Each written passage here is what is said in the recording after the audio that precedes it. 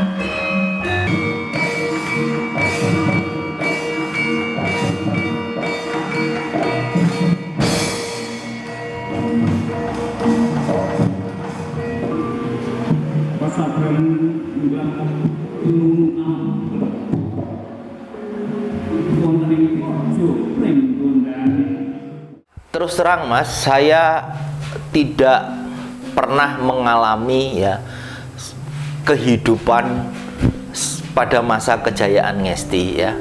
Jadi saya itu mendapatkan informasi kejayaan Ngesti itu hanya berdasarkan pada cerita ya dari para anggota Ngesti Pandowo, termasuk dari Bu Narto Sabdo, dari Pak Narto Sabdo ya. Saya itu mengalami Ngesti Pandowo, saya termasuk relatif intens ya, karena sering diajak oleh Ki Narto Sabdo itu pada masa kemundurannya itu, pada tahun awal 80-an itu ya, akhir 70-an sampai awal 80-an, karena setiap malam minggu kalau Pak Narto tidak sedang mayang itu, saya sering dijak untuk, kalau Pak Narto bilang yole dolan Ngesti atau yole nili Ngesti ya, mungkin itu bagian dari upaya Ki Narto untuk memperkenalkan ya, atau mendekatkan saya pada dunia seni wayang wong itu. Nah, kejayaan Ngesti atau keruyahan Ngesti itu paling tidak terrepresentasi dari, katakanlah, ungkapan yang pernah saya sebutkan tadi, bahwa belum lengkap ke Semarang kalau belum melihat Ngesti Pandowo. Nah, untuk pentas-pentas tertentu, terutama malam minggu, apalagi pentas-pentas gabungan dengan melibatkan seniman-seniman wayang wong seperti Sri Widari Surakarta, penonton itu harus memesan tiket terlebih dahulu. Ya, harus memesan tiket terlebih dahulu. Saya pernah membaca satu buku yang berisi kesaksian dari seseorang yang katakanlah ini orang Pati ya, orang Pati, kemudian kalau liburan sekolah itu pergi ke rumah nenek ya, neneknya di Semarang, rumahnya di Pindrikan itu. Lah dia harus naik becak ke Ngesti ya. Ini menceritakan tentang bagaimana kehebatan katakanlah perang antara Bambangan, apakah itu Abimanyu atau Arjuna dengan Cakil, kemudian dikeroyok oleh para raksasa. Ini juga merupakan pertunjukan yang menarik.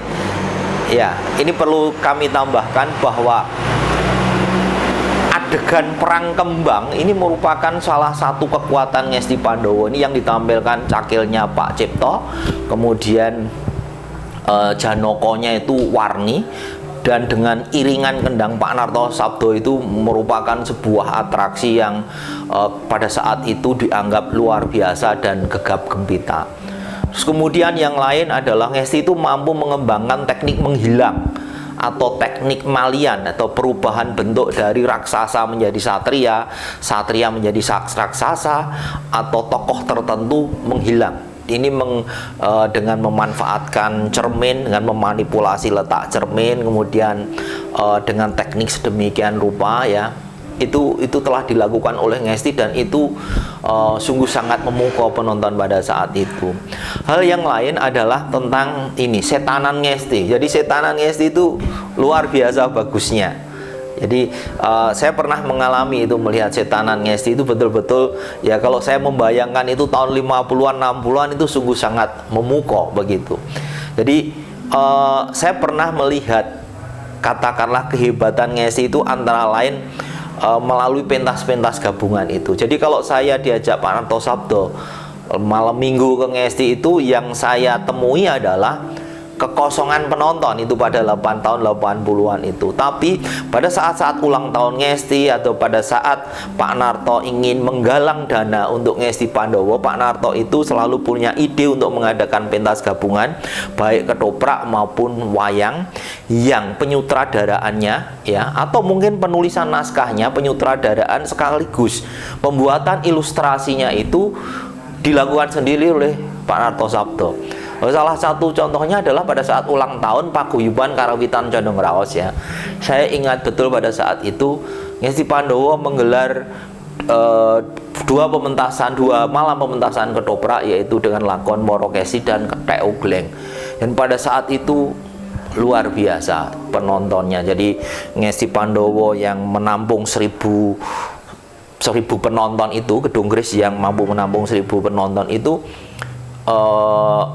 penuh gitu. Kadang-kadang masih ditambah dengan kursi-kursi tambahan itu, bukan kursi permanen begitu ya. Begitu juga dengan ketika saya SMP ya, SMP itu saya pernah diajak untuk melihat sebuah pementasan Sumpah Dewa Broto begitu ya. atau mungkin yang lain itu adalah Sumpah Palapa. Ya, ini juga melibatkan para dalang itu ramenya bukan main, dan penonton begitu sangat antusias melihat pertunjukan Ngesti Pandowo yang pada saat itu Pak Narto menangani secara langsung, ya, baik dalam hal pernaskahan, kemudian menjadi sutradara dan menangani iringan karawitannya. Bahkan saya juga pernah melihat Pak Narto itu juga untuk menarik minat penonton, ya, itu juga tampil sendiri untuk bermain ketoprak dengan memerankan tokoh Pandito gitu, ya, memerankan tokoh Pandito. Itu sekedar gambaran tahun 50-an dan pengalaman saya pada 1980-an ketika melihat katakanlah sisa-sisa kebesaran Ngesti, ya. Jadi ketika ada penanganan langsung dari Pak Narto dengan melakukan pentas gabungan itu menjadi sebuah magnet tersendiri, ya. Di kala Ngesti Pandowo saat itu sedang mengalami keterpurukan begitu. Kita sedang ada di... Inilah era keemasan. Berdasarkan penelitian Profesor Danang Respati, Ngesti Pandowo bertransformasi menjadi teater kitsch yang sempurna, menggabungkan pakem tradisional dengan teknik panggung modern yang memukau, seperti efek tokoh yang bisa terbang.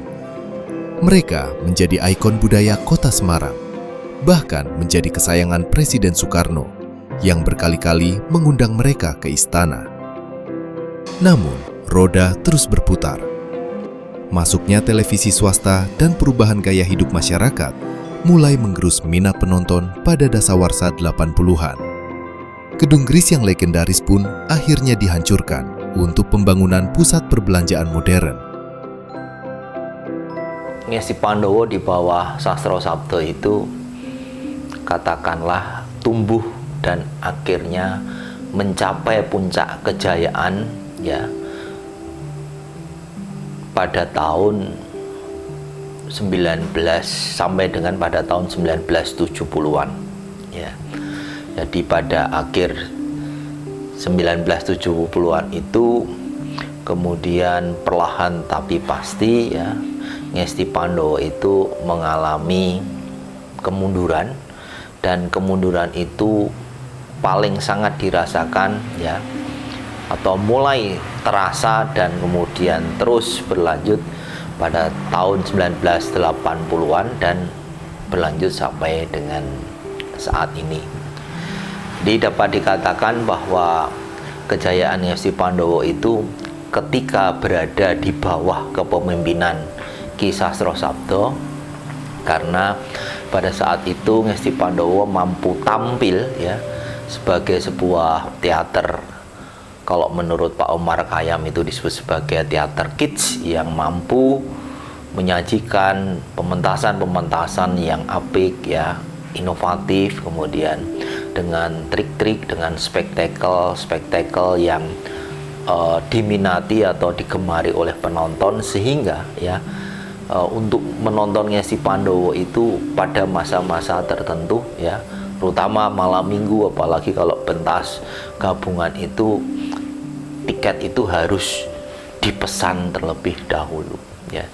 Jadi pada tahun 1950-an sampai dengan 1960-an, mungkin masih berlanjut sampai dengan 1970-an, ada ungkapannya pergi ke Semarang belum lengkap apabila belum menonton pertunjukan Ngesti Pandowo. Jadi itu merepresentasikan bahwa Ngesti Pandowo pada saat itu sungguh merupakan sebuah kelompok wayang wong panggung yang mampu menyajikan sebuah pertunjukan yang digemari oleh penontonnya. Ya, seperti kita tahu bahwa Ngesti Pandowo ini merupakan kelompok wayang orang yang masih tetap survive sampai saat ini dalam waktu usia 80 tahun. Walaupun sekarang ini masih banyak kendala-kendala yang kita hadapi, walaupun sekarang pada umumnya wayang orang di Indonesia ini, di negara kita ini dalam keadaan yang tidak menggembirakan sekali, karena sehingga yang dulu jumlahnya mungkin puluhan, sekarang tinggal 3 yang eksis, yaitu yang di Jakarta, di Solo, dan di Semarang Esti Pandowo ini. Penyebabnya tentunya banyak hal, banyak faktor. Ya, selera masyarakat mungkin sudah banyak yang beralih ke seni pertunjukan lain, hiburan lain, karena ada TV, kemudian ada dari YouTube misalkan ya. Itu kan banyak alternatif tontonan lain yang bisa dinikmati tanpa perlu harus datang ke nonton wayang orang. Nah, oleh karena itu kita tetap berusaha untuk menjalankan atau mengaktifasi, revitalisasi wayang orang ini dengan berbagai cara. Ke dalam sendiri tentunya kita harus melakukan satu pembenahan dalam pertunjukannya, tariannya, kemudian mungkin kostumnya yang disesuaikan dengan saya kira selera saat ini, walaupun tidak boleh lepas dari seni tradisi yang sudah diturunkan secara dari nenek moyang kita yang telah membuat kostum misalkan yang luar biasa. Itu saya kira local genius yang bisa diciptakan tata kostum yang sangat bagus. Jadi memang dengan kemajuan IT kita ini, khususnya pentas kesenian tradisional seperti wayang orang, kita itu pengaruhnya sangat besar. Namun demikian kami selalu berusaha gimana caranya agar khususnya generasi muda kita itu senang nonton wayang orang. Di dalam rangka kerjasama dengan Budpar Kota Semarang, itu di samping kita itu mengenalkan kepada generasi muda kita agar mengenal wayang, dan cerita-cerita wayang orang itu sebetulnya banyak filsafatnya. Di samping tontonan juga tuntunan dan memberikan edukasi kepada anak-anak kita, sehingga kita harapkan dengan pentas untuk anak sekolah gemar nonton wayang ini bisa lebih ditingkatkan. Sudah banyak kita mendapat bantuan dari Kementerian Pendidikan dan Kebudayaan Jakarta. Itu ada alokasi dana untuk anak-anak sekolah agar supaya bisa nonton wayang. Kemudian dari sekolah-sekolah sendiri itu juga atas inisiatif kepala sekolah baik negeri maupun swasta itu pada melihat wayang orang.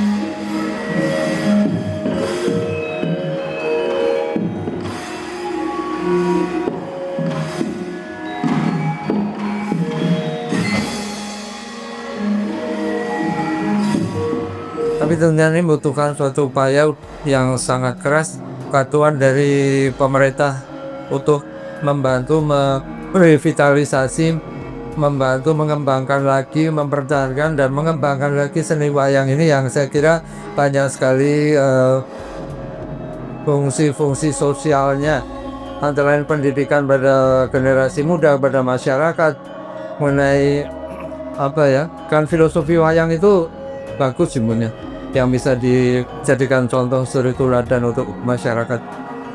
Dan untuk itu saya mohon pada bantuan dari pemerintah dan juga masyarakat untuk membantu kami, membantu kita para pelaku-pelaku seni pertunjukan wayang orang ini supaya kita tetap semangat, kita tetap bisa survive dan kita bisa melestarikan budaya yang saya kira tidak ada bandingnya di dunia.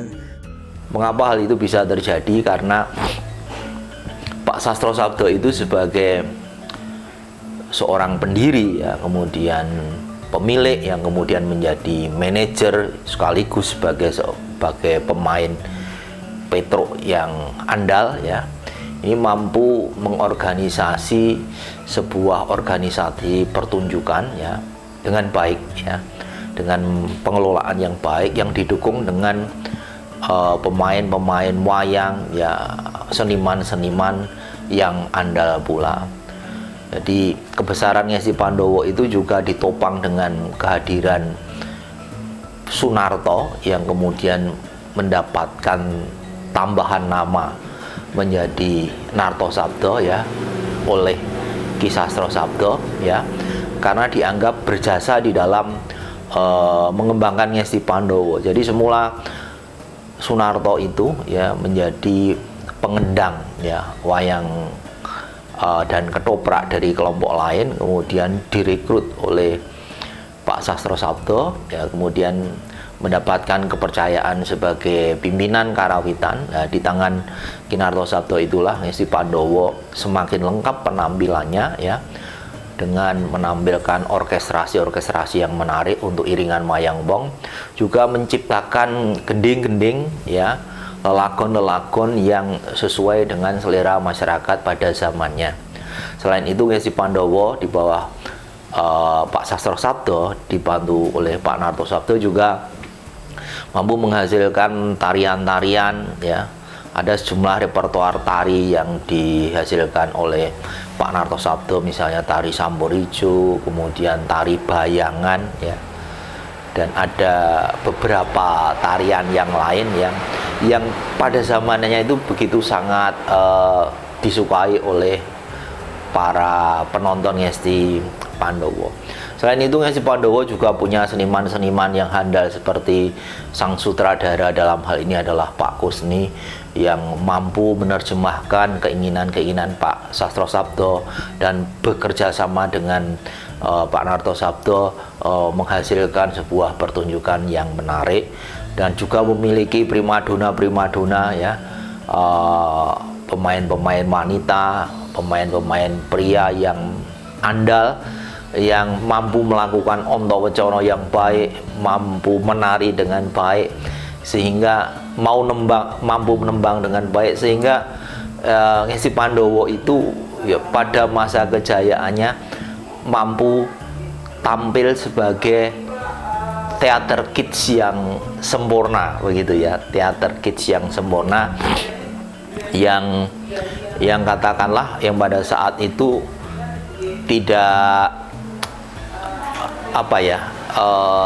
tidak tersaingi, atau mungkin khususnya di kota Semarang ya, walaupun ada pertunjukan-pertunjukan yang lain ya, kemasan-kemasan pertunjukan yang lain tetap mampu eksis pada zamannya. Namun kemudian ketika Pak Sastro Sabdo meninggal dunia pada 1966, kemudian digantikan oleh Pak Sastro Sudirjo ya, yang memimpin Ngesti Pandowo sampai dengan tahun 84 ya. Terus pada saat itu Pak Narto Sabdo juga sudah menjadi dalang wayang kulit ya. Ya, mulai tahun 70-an itu walaupun sisa-sisa kejayaannya itu masih ada, tetapi pada akhir 70-an itu tanda-tanda kemundurannya itu sudah mulai tampak, dan semakin tampak pada tahun 1980-an setelah Pak Sastro Sudirjo meninggal, kemudian Pak Kusni meninggal, dan juga Pak Narto Sabdo meninggal dunia. Jadi ketiganya itu ya hampir berurutan ya meninggal. Seingat saya kalau Pak Sastro Sudirjo itu tahun 1984, kemudian Pak Narto Sabdo itu 1985. Ya, walaupun dalam masa-masa itu Pak Narto Sabdo sempat membackup atau memberikan dukungan pada Ngesti Pandowo dalam kapasitas dia sebagai dalang ya. Namun perhatian terhadap Ngesti itu masih ada, tetapi tidak bisa penuh ya. Jadi untuk menyelamatkan Ngesti Pandowo itu pada saat itu antara lain dilakukan dengan pentas-pentas gabungan agar penonton itu hadir ya untuk melihat pertunjukan Ngesti Pandowo begitu. Yaitu sekelumit perjalanan sejarah pendirian Ngesti Pandowo sampai dengan kejayaannya, dan saya akhiri dengan masa-masa kemundurannya.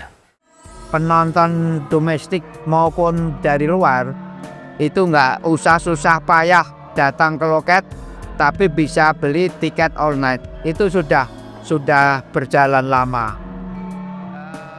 Setiap malam minggu mungkin 1-2 itu ada turis asing yang melihat dengan pembelian tiket online itu. Mudah-mudahan kerjasama kita dengan Sugio Pranoto ini bisa berjalan baik dan bisa berkembang dengan pesat. Kami kira itu. Kemudian kaitannya dengan cerita, memang cerita mempengaruhi juga. Sebab kalau judul ceritanya itu penonton tidak tahu, biasanya itu pada nggak lihat. Makanya untuk judul cerita itu kita pilihkan yang banyak dikenal masyarakat. Kemudian humor, nah, itu yang banyak dipilih. Jadi kalau cerita cinta ya berat, misalnya pakem, itu kadang-kadang penontonnya nggak tahu sehingga dia itu nggak ada respect rangsangan untuk melihat. Makanya judul cerita itu penting. Detail penting. Kemudian kebanyakan yang disukai itu ada yang cerita-cerita humor, itu yang banyak disukai. Kita kerjasama dengan sanggar-sanggar tari, kemudian dari universitas-universitas, dari UNES, dari Undip sendiri, kemudian Universitas PGRI dan seterusnya. Jadi kita ada kerjasama itu, paling tidak bisa memberikan sumbangan tari pambuko. Jadi sebelum permainan dimulai itu ada tari pambuko, biasanya itu bantuan dari sanggar-sanggar tari yang ada di kota Semarang. Kemudian kadang-kadang kita ada event-event khusus, itu kita juga minta bantuan dari UNES, dari Undip dan seterusnya. Kemudian untuk merangsang penonton itu kita secara periodik juga mengadakan gabungan. Misalnya dengan Sriwedari, dengan Barata Jakarta. Di samping untuk menarik minat penonton, juga istilahnya untuk penyegaran lah teman-teman pemain sendiri. Jadi agar bisa berbagi ilmu dan pengalaman di masing-masing. Sebab antara Ngesti, Sriwedari dan Barata itu mungkin punya jalan ceritanya itu kadang-kadang kalau yang khusus sarangan itu kadang-kadang beda-beda.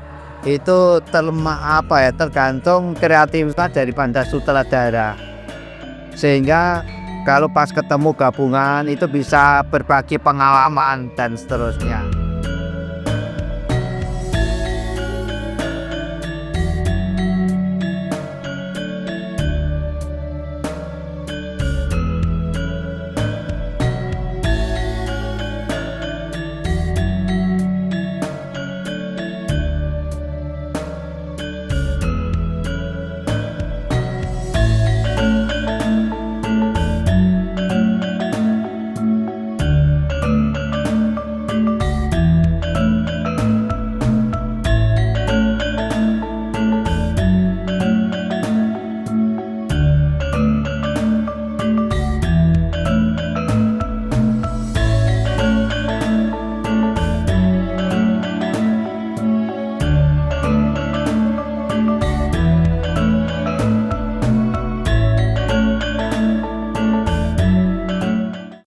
Jadi saya sering mendapati hal itu ya, terutama pada adegan goro-goro.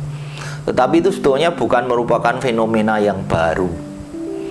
Jadi pada masa kejayaannya pun praktik semacam itu yang dilakukan oleh penonton, artinya Anda menyebut saweran dengan melemparkan bingkisan tertentu, apakah isinya rokok, apa makanan atau yang lain begitu ya.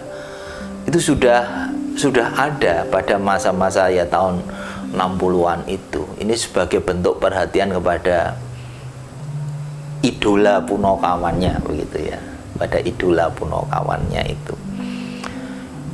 Dan menurut saya ya itulah satu bentuk teater panggung. Jadi memang pasti ada interaksi antara penonton dengan pemain, ya, ada penonton dengan pemain, ya.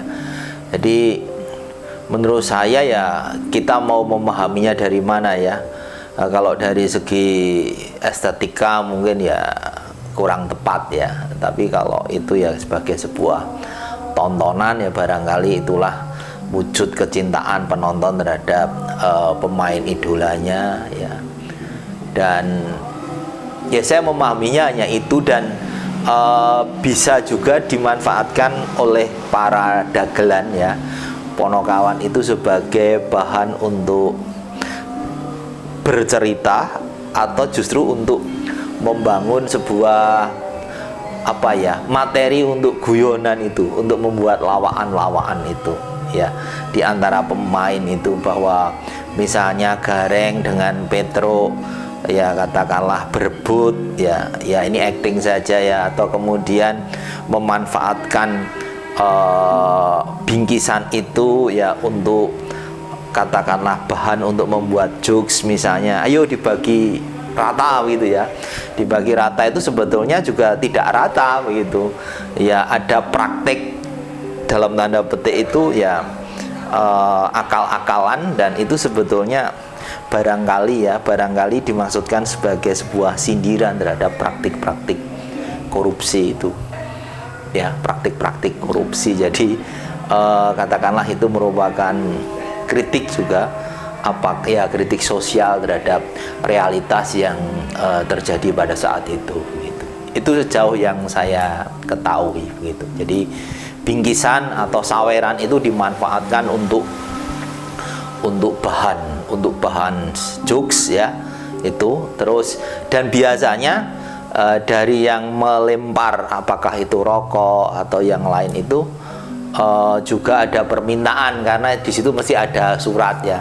Permintaan itu biasanya gending ya, lebih tepatnya adalah lelagon-lelagon yang bersifat menghibur, yang tentunya pada masa dulu ya, pada masa dulu paling tidak sampai dengan tahun 80-an sebagaimana pernah saya saksikan, adalah menyajikan lelagon-lelagon karya Kinarto Sabdo yang sampai tahun 80 itu masih katakanlah mendominasi lelagon-lelagon dolanan untuk karawitan tradisi Jawa begitu.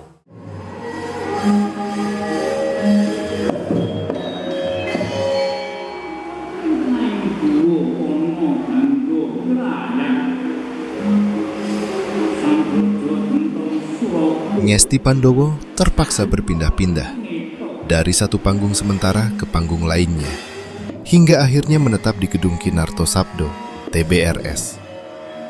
Ngesti Pandowo bukan sekedar pertunjukan, ia adalah identitas.